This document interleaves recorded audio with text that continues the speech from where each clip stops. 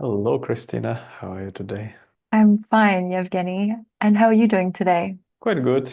A bit, you know, weary after exercises this afternoon, uh, Hmm. but that lays a good foundation for some rest, and I believe that's the topic we want to discuss today, rest. Yes, it is. Yeah, so I think it would be cool if we could discuss rest from the, very basic foundational concepts such as why is it needed and where does it come from, and maybe share our own experiences of it. But I would also like to jump a bit deeper into framework of rest as a part of spiritual practice, cultivational modality, because essentially it all comes down to how well can one rest inside and what is inside. And eventually, inside is the only place one can rest. So let's see, maybe we'll get to that. Yes, I think that was really beautiful the way you put it because I've been discussing freedom. It's a word that's come up for me a lot in the past few days. And the last step that we want everybody wants freedom, but the step before the last step seems to be the mind. And I really liked how you framed resting inside because often this is the thing that we find really difficult to do. It's just to not just rest on externally, but also just simply rest within. In the world that we're in, it's about productivity. It's about metrics and Mm. ranking and targets and performance. And all of these intrinsically are connected with rest, except nobody speaks about rest in relation. I mean, Yeah. people are talking about it, but it's not the dominant narrative that's connected with all of these things. And yeah, Mm. and I mean, with the introduction of technology, well, as I was talking about this topic with some friends, they mentioned that, the light bulb was invented and suddenly we had light where it was dark. So in the past, humans, when it's nighttime, we rest. And as the sun Mm. goes down, and then with the invention of the light bulb, suddenly we could remain awake and do more things into the night. And the pace Mm. of development has only increased to the point where now people are sleep deprived, they have insomnia, difficulty sleeping, Yeah. and it's a big issue as Mm. well. And it contributes Yeah. to how we are and how we are with each other, how we are with ourselves, not only on an emotional level, but obviously also on a physical level. It makes it more difficult to have healthy habits, it makes it more difficult to put on weight. No, more difficult to lose weight, or more easy to put on weight. And all of these other things, like we eat later, we feel it's generally contributing to like a decline in our Well, in the that's way we very cool are. that you mentioned that societies are very much oriented towards productivity, and often what is sacrificed on the way to it is rest. It was like, oh, come on, shape up. You need to work more and stuff like that. Achieve greater goals, earn more money, collect more things. And what goes down is your health and sometimes your sanity in this uh, race after getting stuff, after achieving goals. It's funny how easy people get hooked onto this hyper motivation of achieving, of getting stuff. I think it's very useful, to examine the underlying motivation of why. Why do you want to put so much of your energy and focus, deprive yourself of sleep, deprive yourself of some valuable time, of perhaps self-cultivation, so that you Mm. can gain your promotion at job or your money to buy things you think you need? Why? What drives people to do that? Isn't it, where you live, this very body? You don't live in your car or in your house, particularly. The first place you live in is you, your body. Hmm. And if that is, destroyed and you can't even sleep without popping pills, what's the use of you staying in the fancy apartment or in a retreat or whatever that you can't even be yourself comfortably? Like, it seems to be strange to me. Mm. So, what do you reckon in this regard? I think it's difficult even though it is you who's making the decisions, like, yeah, I'm gonna do an all-nighter in order to hit this deadline. because it's going to do X and then I'm going to get this validation from that or whatever. But I think it's not just the individual, it's also the culture that we're in. It's making that normal. And so when people are coming up and say they don't have this culture of pushing through the sleep time in order to constantly achieve or earn more money, it's just abundant. It's around us. It's the culture that we live in that rewards and praises people who have these superhuman power, who say that, oh yeah, I'm just, like I work, like I got up at 3 a.m. to work, fine, but then like, yeah, I worked like into from into the evening as well, and then they don't get enough sleep. I mean, I do sense that something is happening, a shift is happening because of the rate of burnout, and now burnout is becoming pushed to the front where people are talking about this pandemic of burnout, around the world. And burnout is just where people are completely overwhelmed because they think now that because they're online 24 hours of the day, they need to be, they're just doing stuff. They don't have this ability to stare out the window of a train that's traveling for 10 minutes. They feel an urge to be connected and to see what's happening. And so it's not even, I think most of the time, I think it's interesting because burnout seems to be at an all-time high, and maybe procrastination is at an all-time high because I don't know, like I've had like definitely an increase in the number of friends and adults around me who have told me that they've been diagnosed with ADHD. So professionals and students, it's just like people's attention spans are reducing. And I do feel that this is connected to not being able to switch off. Yeah, absolutely. And I agree. yeah. It's a scrolling mind that is developing in people. If you have a scrolling mind, by the very definition of it, you can't concentrate on one object for a protracted period of time. Hence, you're constantly jumping from topic to topic, from one thought to another thought to another thought, forming a train of thought until you are constantly in this fabricated reality that is fed to you through the feed on the mobile device or on the computer or on the TV if you still watch that, or from whatever. Do people read newspapers these days? I guess some do. No, they do. Anyway, it's the continuous being present elsewhere, but not with yourself. And it would be actually cool to bring it now that to rest, you actually need to be with yourself, not with some form of media which you are consuming through your senses. Mm. Because you're not resting by definition, your mind is active. Even if you're watching some kind of movie or whatever, or reading a story and you're getting lost in it and you think you're relaxed, you're not fully. You're involved, you're engaged, you're emotively participating into that which is Even cat happening videos. on the screen. Yeah, you that's called dopamine hunting, isn't it? And that's Yeah, another form of, outside. It's the chemical that released from the media you're interacting with, and as soon as it's gone, it's affecting your body. You search for another source of that chemical to be released, and that's where people, go further.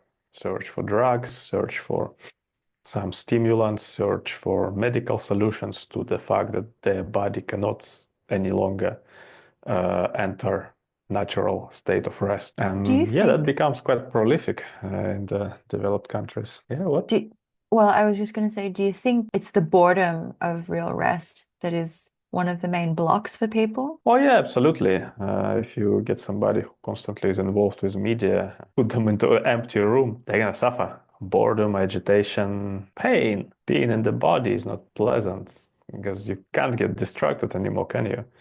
Unless you start creating a fantasy world for yourself in that empty room. So that's somewhere to escape. Then immediately anguish, pain, difficulty, boredom will arise. And it's not gonna be gratifying. However, if you do make it regular, the practice of staying with yourself, you'll discover that you can go past boredom and there is something else there that is good, definitely better than entertainment or agitation that we receive through the sense doors, through the media, through the conceptual thinking, or through creative thinking. Doesn't really matter.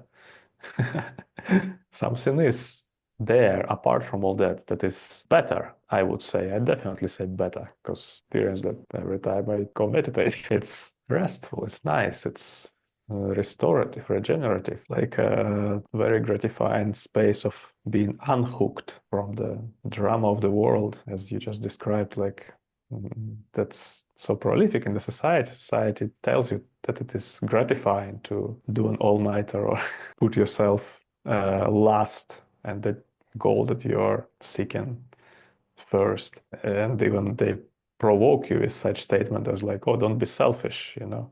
Mm. If you're looking betterment for yourself, it's egotic. It's a very dangerous logic to follow.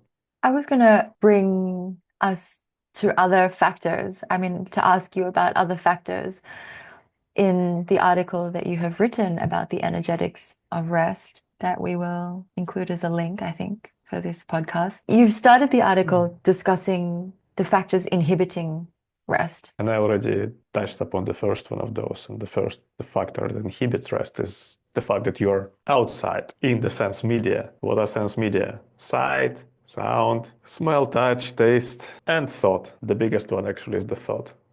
Mm. Sense media, which you Hmm. consume from all sorts of things. Dopamine hunting behavior is part of those. You're Definitely. seeking gratification through the sense basis, and you're seeking more and more refined kind of sense pleasures or sense stimulation to get you distracted from that which you think is getting you tired. So to get rest from work, you look for some kind of another sense media, which is stimulating some other Mm. receptors in your brain and releasing other hormones. Instead of cortisol, you're getting dopamine or what's another one? Serotonin. Doesn't matter. It's still the sense media based behavior, which is, yeah, it is inhibiting your rest actually. Then there are other factors. The other big one is, to me, is it's a guilty conscience, and that's not very much talked about these days because morality is not a popular topic, but it is a very massive factor. Like if you are having your own inner nagging for something that you've done which wasn't wholesome, you won't be able to stay with yourself. And if you cannot stay with yourself, you can't rest. And no rest for the wicked, as the saying goes. And that's true, Mm. fortunately. Hence, all the religious traditions advocate repentance, Mhm. confession, you know, absolution of the consequences of action, whatever. The point being, just don't do those things make you feel guilty and shameful and unable to be with yourself. That's a second factor. Other factors have to do with this very body-mind continuum. I mean, it's great to say, like, just don't do them. But what if a person has already done them? I mean, like from the Buddhist perspective, there are practices that you can do to, that they call it the 4 Rs. It involves like taking refuge or reliance on something like a path, and then like having regret, doing the remedy, and then like sort of promising yourself that you'll refrain from that action, at least for for a Hmm. period of time, like, so let's say So 24 hours, I'm to not going to scream at my yeah. partner, I'm So not going to four get. R's are, can you list them again? Sure. The first one is refuge. So taking Yeah, yeah, refuge, yeah. if like refuge in something, a path that you see as the way out of this ongoing suffering, right? In Yeah, in yeah, this yeah. instance, it would be, with the Buddha, the Dharma, and the Sangha. If you're a Buddhist, if you're doing AA, for example, it can be, whatever you want. Like I think the first step is like acknowledging like some higher power. And then the second Yeah. one is regret. So acknowledging that you have like what you've done is not beneficial for you. So taking responsibility on your actions, not just saying like, I'm a bad person, like I feel guilty, I should be punished. Yes, you did something that probably wasn't very wholesome, but are you gonna sit in a hole for the rest of your life because you did something like that? Or like guilt is usually not so beneficial, I feel. It's not that you have you should feel guilty about something, because guilt is what really becomes paralyzing for many people. They feel, as you mentioned, Yeah. guilty conscience. You have this guilt, like this weight, this is bearing this thing on you. But I mean, from this other side of thing, regret is a much more healthy perspective to take on whatever behavior happened. Regret just means, yes, like, I did something that wasn't great. I see that now, that I did the wrong thing, or I made a mistake, or whatever it is. And then the remedy, well, in the Buddhist instance, like the third R is remedy. Sorry, just to go back onto regret. At least with regret, you feel that you can take some action. Like you just think, "Ah, I regret that, but like I have to move forward." That brings you to sort of the next R, which is the remedy. And doing the remedy from the Mahayana Buddhist tradition would be perhaps to do a practice. Like there's some kind of practice that you're offered, like that you're given from a teacher, or you have a mantra that you can recite. The Vajrasattva mantra is usually the Buddha for purification. But this type of, the mantra, it just sounds like it's this esoteric thing, but actually mantra is a tool for the mind. Yeah. Yeah. And then, the last R is refrain. So, refraining, as you mentioned earlier, just don't do those things. It may be really hard for someone to stop something forever. They may have some kind of addiction, that leads them down, usually like roads that are worse off for them. So, it's not that you say, I'll never do it ever again. It's like the refrain is more like, okay, I'm just gonna not do it for the next 24 hours, or like whatever time frame. Like for the next 6 hours, I'm not gonna do this thing that I know is like harmful. And it's not that it's harmful. Like say, I'm a violent person, and like, I get into fights a lot, and things make me so angry, and I feel like I just have to punch people, when I go out. Sorry, maybe violence isn't the best example, but I think sometimes we think, oh, we're doing something, like that person deserves me to be a certain way with them, But actually, Mhm. who the person it hurts is mainly me, as the person who's like screaming at them or expressing my anger towards them, because I'm the one that's like completely disturbed, by, the situation presented to me. So the disturbance Mm. is affecting me, and so I'm the one who needs to, yeah, refrain or restrain myself. And because I'm the main beneficiary. Like, yes, the other person doesn't get hit or doesn't get my angry words. But really it's because like they don't get that, but then I also have the benefit of like, oh, there's that anger, those, whatever things that are coming out of my mouth or my fists are like, they're not happening. So I can be a more peaceful person. You can rest. I can rest. I can rest. And I can do it, maybe at the start, like it's contrived, or you feel like, this isn't the real me. But if you just do it like, half a day, one day at a time, I think it's really powerful as a way of developing a habit. And so yeah, so Yeah. having this process, this 4R purification process is really helpful, because yes, like other religious traditions, they have Catholicism, you can confess, right? Confessing, and Yeah. then you become absolved of your sins. Because what does that do to the person if we think about it energetically from the resting perspective? It means like, oh, okay, like I've been forgiven. But I, Well, as a it's not Buddhist, that would easy argue, as we know. Yeah. It takes yeah, time, doesn't not it? that easy. It's not that easy. Yeah. I mean, at least personally, I have this closer affinity with the Buddhist side, because it's active, like you play a role in this, in the releasing and the letting go of like whatever regret is in the body, and whatever disturbance there is, like you can act on it. You're making a determination to not ignore that part of yourself, but to really like approach it and do it in a way that's self-compassionate as well. I agree. I think it's a very skillful framework that you just described. My take on it is that, okay, you have this four kinds of agency, which I already forgotten. Sorry, I'm so terrible. Short-term memory. What do they It's do? They kind of capture refuge, the. regret, remedy, and refrain. Very good, very good. Yes.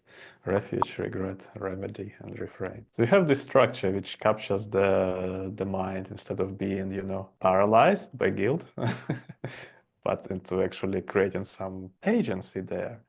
And through that agency, the effects of unwholesome action can be faced up to. Because as we know, really what what gets one rid of these effects is time. We just need to experience the consequences of what has been done, which caused harm, perhaps to others and to you, of course, as well. Time heals that, but whilst you are spending that period of time, it's very wholesome to reflect on things, skillful regret, skillful application of the mind as a remedy, perhaps onto some object. Could be mantra, could be something else. Ultimately, of course, is refrain. Eventually, you have to stop skillful behavior. If you don't, Unskillful. Yeah. unskillful, yeah. If you don't, how can you be helped? You have to take your own agency, your own will, eventually to establish that refuge in yourself. At first, external refuge in Buddha, Dhamma, Sangha, or wherever else people take refuge in is good, but then you need to become the refuge for yourself. And that's the beginning for me of the process of skillful resting, so that you are the agency, you are the refuge where you can actually go to and stay there. And because it's comfortable to stay there, nothing kicks you out of there anymore, no guilt, no shame that's been worked through, been released, you can stay there longer. And the longer you can stay there, the more you can rest. But there are, of course, other factors involved. I think that we've remained quite a long time on this, like the inner disturbance that's connected with consciousness and the mind, which is, of course, connected with, emotions and the heart. And I feel like, yeah, I think that's just such a key area because it drives us to try to get away from ourselves so much that what is being impacted is this contentment and the possibility of even just remaining in inner stillness and outer stillness. It becomes impossible if we have this disturbance that we're traveling with everywhere. Of course, yeah. When the mind is like that, very, very busy with itself, perhaps experiencing unwholesome states, if you start interfacing this kind of mind with the body, bringing that kind of mind inside, it will carry across its own disturbance into the somatic area, and you will start feeling bodily disturbed. Aches and pains, itches, discomfort, oh, I need to change my posture, and whatever starts to arise, because simply the disturbance of the mind has shifted on the level of the body. That is where it manifests. And to me, actually, the level of the body is a bit more accessible to work with. I'd rather work with the manifestations of distress on the somatic level, because that's where you can do something, tangible, effective. Exercise, for example, and that's one of the factors. Your body, very simply, needs to be tired in order to rest. Yeah. If you have a 9 to 5 sitting job and you're constantly using your mind, and then you go home trying to rest and you're using your mind again, watching some kind of sense media, of course you won't be able to sleep because you haven't been even exercising, haven't even been using your body. Yeah. Why would it want to rest if it's not tired? I So think that's people forget that. yeah, it's quite simple. You need to be tired to rest. It's just that people feel so drained by the time they leave work. They just can't imagine moving another centimeter once they sit on the couch. But actually, you just need to push through that little section of time and Yes. get outside. And I often have found that myself, like with when I finished work at 6 o'clock and then I had to go straight to training, you just feel completely dead and you're just like, oh, cannot do more. But it's just a completely different part of the body and mind that's being activated. So I never regret going to training. I never regret doing exercise. It's just that starting point that that is this like fork in the road, and it's so easy to take the easy way. It seems like television is restful, but it actually winds us up even more and makes you hungry, which is the compounding problem. But in terms of Yeah, the like, body. yeah.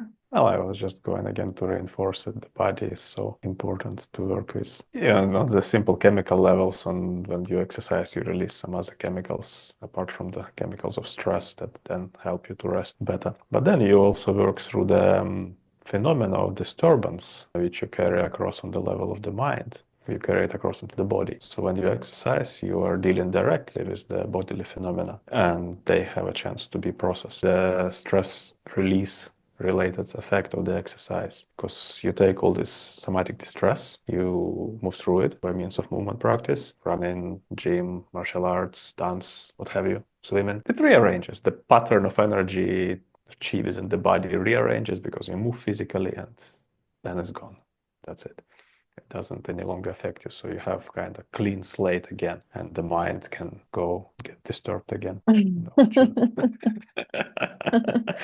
Yeah, I think it was, I think the research, especially around performance and recovery, even in performance, they don't call it rest, because I feel like the word recovery, it's a more active rest. I guess it makes people feel a bit better about resting, because recovery is really trying to rest your body so that you can perform. And I think in some ways people need to even trick their minds that like, oh yeah, I'm doing my recovery session because I don't know how to yeah. rest properly. You have to legitimize it in some way. Again, push Yeah. it into the agenda of society, which wants you to run with your heels on fire Yeah, all the exactly. time and feel bad when you don't. It's actually another aspect of rest, of course, how much your psyche is under the influence of the what we call the big other in psychoanalytic jargon. The big other meaning the whole agenda of language and culture and society, which you have internalized within yourself in the process of upbringing. And it's always there, this voice of the big other, which tells you to what to want, how to be, what motivates you, how to act to achieve those things, how to feel recognized, legitimized, how to be deserving of the love of the other, deserving of your place in the society or whatever. Mm. So Sounds that's problematic. yeah, that's one of the characteristic features of neurosis, that people are driven by the internalized voice of the big other, and Mm. they are making their life choice and decisions based on that voice. It not may not be so, malevolent. It may just tell you, get education, get a job, get your shit together, take care of yourself, depending on how benevolent the upbringing of that person was. If it was, violent and aggressive and there was abuse and stuff like that, of course, that internalized voice will be sadistic one, regardless of the degree of its intensity and unwholesomeness or wholesomeness. It's still there, meaning that person's agency, it's not their own, as long as they're driven by that injunction of the big other. Not do that, to feel bad about not performing enough or underperforming. Mm. Especially, high achievers have that, but also people who, go completely 180 and do everything opposite. They're still affected by that voice, only via negativa. They do everything that their parents told them not to do. And it's the same as doing what your parents told you to do, or what your teachers told you, or what society told you. As long as this kind of aspect has not been brought into your attention, really, you will be driven by it. And it's very hard to find rest if you are, because, again, you don't have your own will or your own desire to act upon things. And if you don't, you can, run till your grave and you will never satisfy desire of the other, because it's Mm. unsatisfiable, because it's not your own. It speaks through you, but it's not your own. Mm. And that's what makes people tired. On and on it goes till they're middle-aged and past middle-age and whatever, Mm. until they basically transmit that desire intergenerationally to their children. So it Mm. carries on, you know. And that's how this perpetuates itself. this tendency. So, what did some traditions of cultivation do? They take you out of society. They put you into a monastic order or something like that, so you can actually be physically removed from that structure of demand, internalized demand of the other. I mean, that I can really relate to pretty much everything you just said about being driven by the other as someone who is a self-confessed person driven by the other for a long time. But I think it took me some dramatic shifts to acknowledge this is happening. And now that I've become aware of where I seek potentially where I seek validation or rest my own value of myself or my self-worth, this is an ongoing exploration for me. And I think becoming injured was like one example where I began to really question myself about the importance that I placed on achievements and why did I need to win a competition for the 41st time in order to prove something to other people that I was good enough, or even to win a competition a second time to prove that the first time was not a fluke. I mean, I'll just share that story. Like, it's a short one. I had won the world championships in karate, and I think I heard someone in passing say it wasn't even directed at me. I can't remember if I heard it in passing or if it was like transmitted to me by someone else. But anyway, the message was anyone can win it one time. It's the real champions that can win it multiple times. And that sentence stuck with me. So many people congratulated me for this achievement. And it's a great achievement. It's like very satisfying to win that competition. And I think it's not an easy thing to do. But out of all the positive praise that I received, all I could hear was this thing like, oh, I have to prove myself. I have to win it twice because otherwise it didn't really happen. I'm not good enough, or like, and that was really bad for my mind. I mean, that was really something that only later I realized, why did this stick out for me? But at least on a personal level, it took a long time for me, and it's still to grow into who I am. Now, at least I'm aware of all of these things, and I can be aware of the difficulty in the achievement, the knowledge that I gained through that process, and even the knowledge that I gained after this process, because I didn't win again, but I persevered. And I think towards the end of my career, I really provoked this question in myself, like, who are you doing this for? Like, I really, it was important to me that it's about me. But of course, I become aware of expectations and like haters that are just, saying all these random things, and is it about proving them wrong, or is it about doing something that really brings me joy? These types of questions would come up for me around this one passing phrase. Like, the person who said it probably doesn't even remember saying it. So, Yeah. yeah.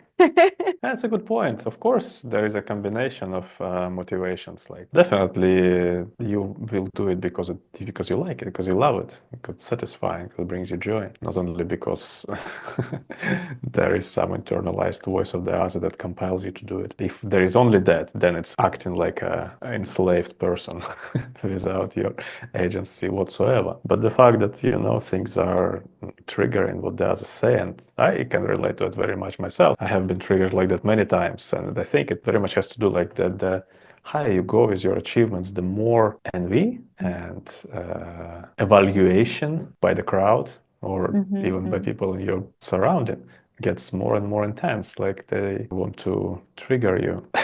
I often joke with myself, like, we have this impersonation of wholesomeness within Buddhism, which is called Mara, the evil one, or the trickster, or the seducer. I think that's one of the favorite tricks of Mara, to trigger you with something that questions your competence in some way. Like, can you really do it? Do you have it in you? The real champion will do it twice, like, oh, like horse shite.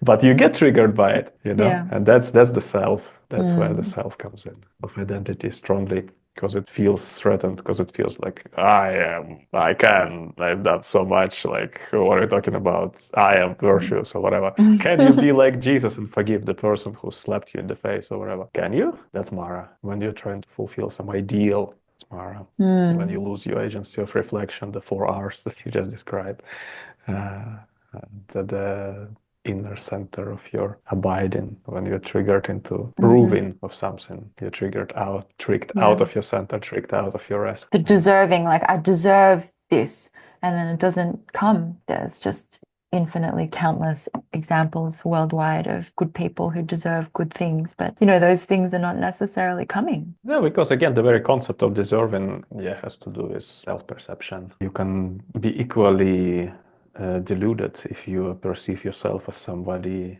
undeserving, just as someone who perceives themselves as deserving. Undervalued sense of self is the same as the valued sense of self or successful sense of self or whatever. Still sense of self. As long as that persists, that kind of structure within the mind, properly speaking, you cannot rest because you get involved with the process of self-creation. You get triggered by the outside phenomena and you lose your Right. center inside. Yes. You lose the inside, you go outside into the self. Self is the structure, is the formation. Once you abide in it, you are not inside. Just the same as you are when you abide in the emotions, just the same as you when you abide in the sense media you're consuming. I just wanted to reflect a bit on what you just said, that in the flow episode, we talked about this stepping back, this letting go.